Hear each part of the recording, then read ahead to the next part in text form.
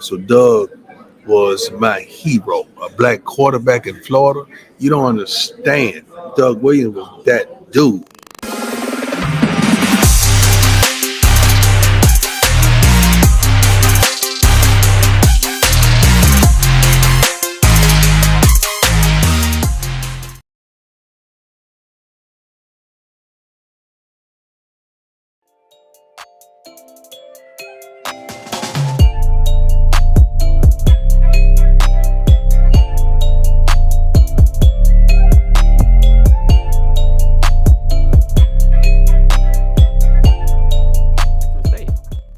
Well, let me say this about Deion. I mean, what a lot of people don't know.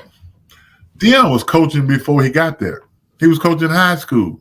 So, when Deion came to Jackson, I had no problem with it. I do have a problem. I have a small problem with guys with big names and stuff like that, just coming in being a head coach with no coaching experience. I do have a problem with that.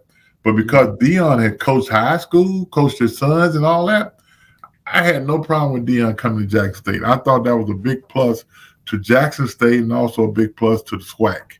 And I think it had proved to be what I thought it would be. Deion in there, man. And also it gives the other coaches something to shoot for, because right now Deion got the biggest target on his back.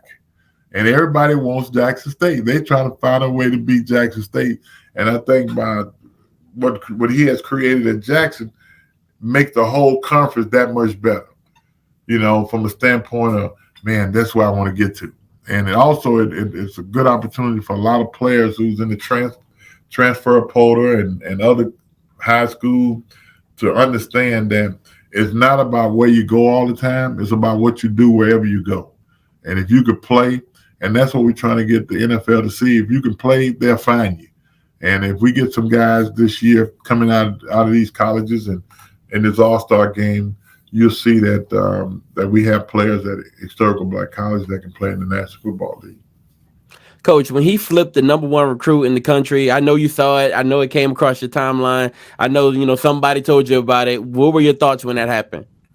Well, first of all, I got to give a young man some credit too, because at the end of the day, and his parents, you got to give them credit too, because you're talking about a talented individual. I've seen some highlights on the guy, and he could have went to Florida State and probably a lot of places, but he chose Jackson State.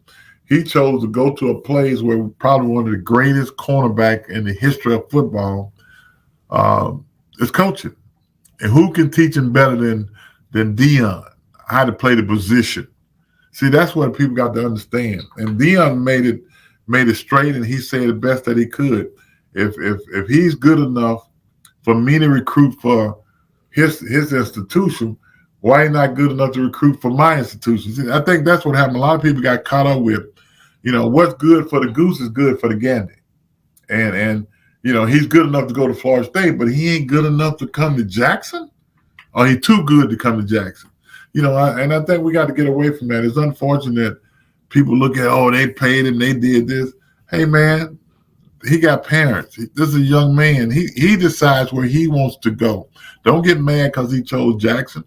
I'm not shocked because, number one, Deion is probably one of the best motivational speakers that I've heard. And if you get a chance to go sit in front of your parents and listen to Deion, I don't know what if I had to turn back the hands of time, he came to my house, hell, I'd be at Jackson too if you listen to Deion. But that's the kind of guy he is, man. He's a great guy, and I'm pulling for Deion. Yes, sir. Right. Coach, I talked to legendary player and coach Doug Williams, right? That's the man. When I spoke to him, he said that if you were recruiting him, right, he'd probably be at Jackson State. And if he were recruiting me, I probably would have been at Grambling. Doug, Coach Williams, the legend. First of all, you got to understand, Doug played for Tampa Bay Buccaneers. I'm a Florida boy.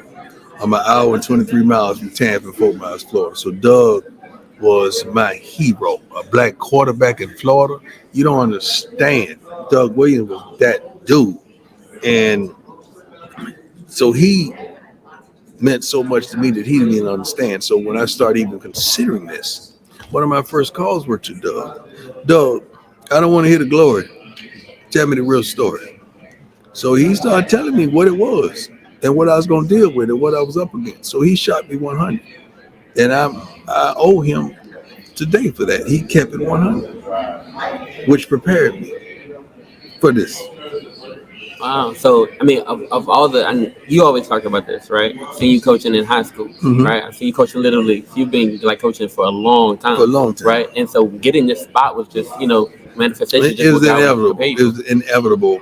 And it's not something we planned because my kids were out. Like Shador was going to FAU. Charlotte was already in South Carolina. Bossy had 1 more year of high school, playing basketball. So I was out. I was cool. I was ready to kick it.